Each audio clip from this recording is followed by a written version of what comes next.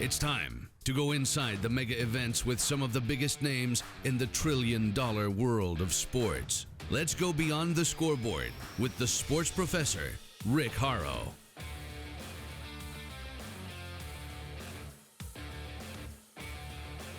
I'm the sports professor, Rick Horrow. Welcome to Beyond the Scoreboard, Inside the Mega Events. It's a trillion-dollar sports business, to be sure, and about 50 to 60% of those dollars are wrapped up in the mega events, the championships, Super Bowls, AllStar games, World Series, Wimbledon, tennis majors, golf majors, NASCAR championships, IndyCar championships, Ryder Cup. All of those too numerous to mention. I'm in my office to kick off the show, but I'm not here a lot. I'll be on the road on a weekly basis to bring you the inside tips from those major events. The balance sheets, who wins, who loses, the interviews, how you put on the events, and how you sustain them. This is all brought to you by Edelman Financial. Money doesn't come with instructions. That's why we created Edelman Financial Services to help you with everything from college and retirement planning to managing your investments, helping you achieve retirement security. We're among the nation's top financial advisors. Come see how we can help you. Sports Professor Rick Horrow, spotlight on the 2019-2020 NHL season and the growth in the Sun Belt. I can't skate. I don't know why I'm doing that. I just want to get your attention. We're here at PNC Arena, the Carolina Hurricanes. By the way, they're ranked 27th in the NHL in value, a little over $300 million, but they bought into a partnership that includes the Toronto Maple Leafs and the Rangers at anywhere from $1 billion to $1.5 billion. The average franchise value, by the way, nearly $600 million. Seattle coming in this year, Vegas last year and a half ago, $500 million, $550 million respectively. So the NHL clearly on the rise. There are situations like Florida, Carolina, and others where they need a little bit of catching up to do. The team is playing really well on the ice here, and this has been a basketball market, a little bit of football market, and the folks here aim to make this a hockey market with a great arena and a great promotional staff. Where's the NHL as far as these kind of markets go? Well, first of all the revenue from television, clearly, on the national and North American perspective is shared, so that's really important. Second is international growth and expansion, not only the World Cup, but the forays into Eastern Europe and otherwise are dollars that should be growth dollars as well. And then finally, the expansion markets. Seattle, obviously, Vegas, obviously. Got to solve Phoenix, but Houston's right there. And as long as there are markets like that, the NHL seems to be in pretty good shape, as long as, again, it is a seller's market. Gary Bettman continues the labor peace, and the NHL continues to move forward. For me, I just want to skate. I can't, I won't, I don't even want to bother. Rick Horrow, sports professor, spotlight on the Carolina Hurricanes and expansion and development in the Sun Belt. Welcome back to the Power of Sports, presented by Group 1001. I'm your host, Rick Horrow, and Bill Daly, who has been the guy in the NHL for so long, deputy commissioner, and so much more. How are you? I'm great, Rick. How are you? I'm wonderful. So, welcome to San Jose. Well, thank you very much. It's supposed to be warm here, but I don't know if you remember John Matuzak from the University of Mars. Yes, I do. And I see some smoke coming off the top of your head. I don't know if that's it's a crisp morning, but I understand it's going to be beautiful. Yes, so. it is. It's going to be beautiful inside and out. Yeah. So, Gary Bettman, who we all admire, said in one of his speeches, as relates to a strong league, strong, healthy franchises, a game that's competitive, compelling, and entertaining, great players, and people for our fans to connect with, and a great fan base. Where the NHL is today, does that all ring true? Where is the league in the context of all of that? Yeah, I mean, I think he hits all the high points for sure. I mean, the success of any product, certainly a sports product, starts on the field, or in our case, on the ice. And our on-ice product has never been better. We have a very vibrant and passionate fan base. We have great players. We have people who care about the game, involved in the game. So the league's in a really good place. It's I can't, I've been with the league 22 years now. I can't think of a better time for the league. Economic indicators. Nobody really talks about franchise values until it's time to sell, and nobody talks about Forbes until you see the high values. Given that 15% increase in values, $600 million in revenue, and so if you invest in the NHL, by the way, you're making a lot more money than you're investing in the stock market. How do you feel about that?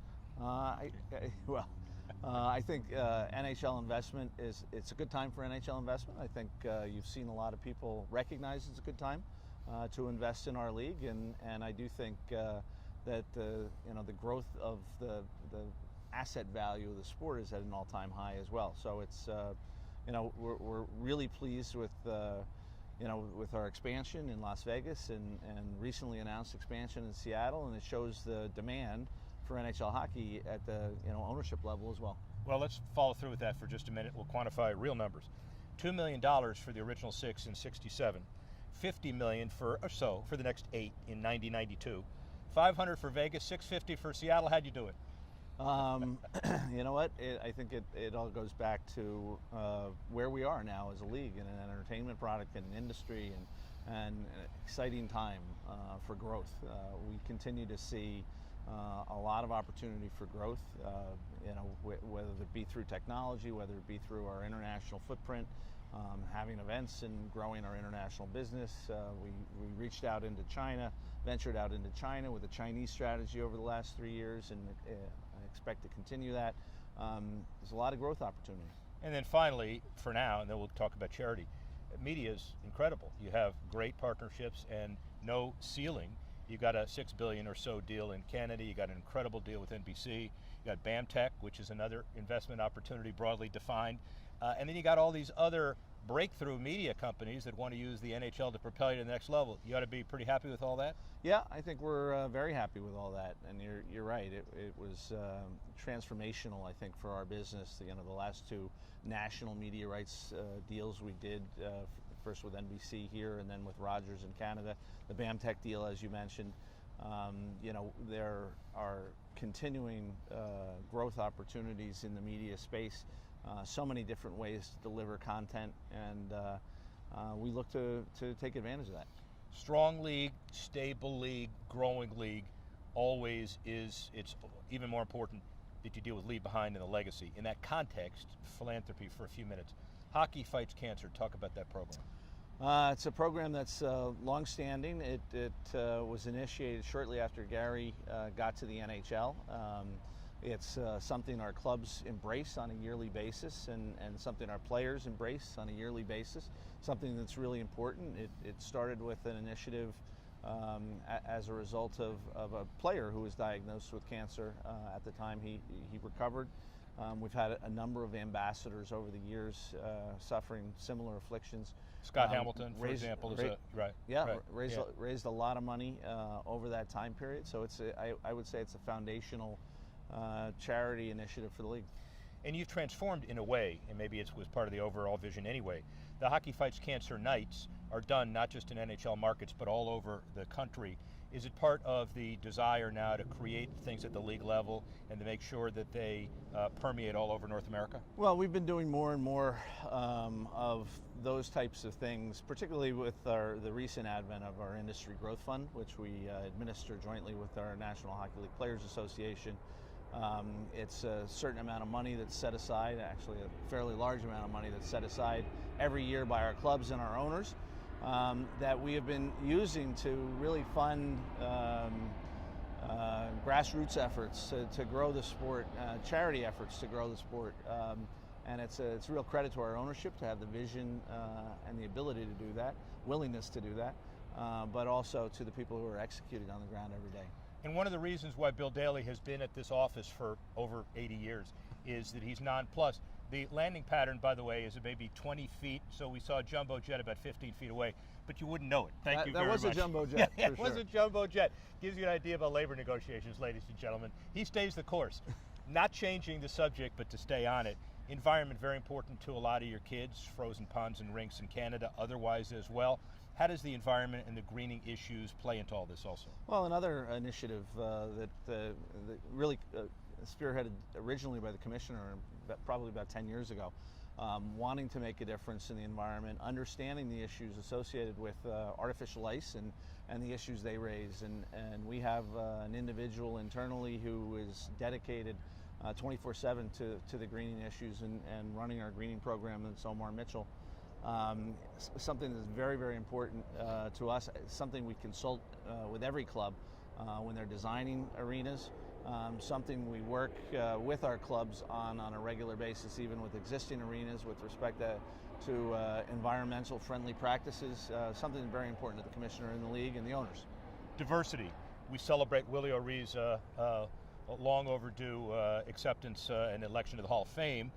He stands for this, but you all have done much more than that relative to diversity in the NHL and otherwise. Talk about it. Yeah, hockey is for everyone, and yet another initiative that is we've done jointly with USA Hockey as a kind of flag bearer for that program, and it's all about creating and encouraging diversity and inclusion in our sport.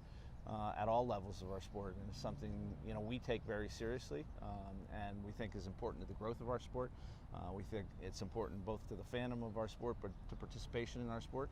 And I think it kind of dovetails with the grassroots efforts we're making in a lot of the inner city areas, making balls and sticks available to youth, so they get a grasp and an understanding of what our game's about and the principles of our game. And hockey is for everyone's been a driver for that. Great segue, because balls and sticks are important, but facilities and ice are also very important. So the youth development programs, the Learn to Skate programs, the hockey development across North America, one of your more incredible initiatives of all of them. Talk about that. Well, I think the rink development is something, again, we've been working on off and on over time, going back a couple of decades, certainly since I've been at the league. But I would say in probably the last 5 years, in far more concrete ways, that is also some of where we use our industry growth fund to help fund clubs who want to partner on local ice rink initiatives to get more ice and make more ice available to youth. It is one of the barriers to our sport. We recognize that. We think you can play not only on ice but on hard surfaces as well, and the ice will come secondary, but obviously the more ice rinks the better, and that's important for us both in the United States but also in Canada. Well, and also obviously it's a key to the Sun Belt strategy in places where this isn't exactly the Sun Belt, but in places where hockey was not it didn't have a cultural beginning, let's say. And so the NHL All-Star, we're inundated by it. By the way, why isn't your face on a puck? Everybody else's face is on a puck. I think it's just our players. Oh, I see. I think it's the people who deserve to be on the pucks. Well, yes. Those are two different issues. Whether you deserve to be on one, you're not on one. I don't think the commissioner is on one. No, he's not. Well, if he's not on one, that's you right. sure as heck not going to be on one. I guarantee you that. But so, talk a little bit about the embracing of the All-Star Weekend by San Jose and Northern California. Well, it's been fantastic. I mean, we're really just at the start of our weekend. We started yesterday. We had a kickoff for a legacy project that the San Jose and the league. We were talking about rink development that San Jose and the league partnered on to refurbish a rink here in San Jose, a ball hockey rink in San Jose, which was great. John Tutora and his group here have really wanted the All-Star Game and have done a fantastic job in working to plan the All-Star Game. I know they're very, very excited about how good it's going to be, and I share their excitement. It's a great community. I can tell you that this club's made a difference in this community from the time it came into the league and continues to make a difference today. I think San Jose, it's the only major league professional sport, the Big Four in San Jose, and I think the community certainly has embraced the club, and it's become part of the identity of San Jose. Just quickly to end, strong business, strong entrepreneurialism, look ahead to the future, a couple of issues. Parity. So you look at the numbers, again, that nobody believes because they're Forbes, but you have a well over $1 billion franchise in Toronto. You have a net worth. You have a franchise in Florida that's at $300 million. You have tremendous efforts to level the playing field. How challenging is that? I think it's a challenge in any sports league, when the revenues in one market don't necessarily equal the revenues in another market, and that's why, particularly given the system we have with the salary cap, it's important to have a robust revenue sharing system, and we have one as part of our system. I think we share our again, with the foresight of our big market clubs. I think they know how important it is to make sure all the clubs in the league are competitive, that the league is competitive, that the competition on the ice is competitive, and that certainly is the thought behind the revenue sharing process, and I think it works. I think I think the results on the ice would suggest we have the most competitive balance we've ever had. So, in this era of unbelievable political turbulence, it would be reassuring to know that labor and management could get together and understand this is a $6 billion, maybe more, industry, and we'd work together to grow the game long term. We hope that happens. We hope that happens, for sure. I think we in the Players Association, certainly our relationship during my time in the league has evolved, and I think it's evolved in a positive direction. I think there's alignment on the fact that it's good for everybody if we can grow the game, grow the business, grow revenues. I know the players are in tune with that growing revenues means that their salaries grow. So we should be working in the same direction on the same things. There are always going to be issues that separate management and labor, and there are always going to be things that you would want different in a perfect world, but we don't live in a perfect world. We recognize that. I think the Players Association and the players recognize that, and we're gonna work hard. We're in efforts right now to work hard to try to come to a deal sooner rather than later. Finally, where is the NHL? And maybe more importantly, Bill Daly in 5 years? Well, the NHL, I hope, will be at a place above where we are now, because I think the one thing I would say is we continue to grow, we continue to get bigger, we continue to get more popular every year, and I expect that trend will continue, and I certainly expect that it will continue. As for me, hopefully I'm part of that growth. So hopefully I'm still here. So we judge importance of weekends by clothing that Bill Daly sketches out, and sometimes it's a jacket and leisure suit. Today it's charcoal suit day, so Yes. It's a big weekend for you. Thank you, my friend. Sure. You're Thank the best. You, Rick. Appreciate it.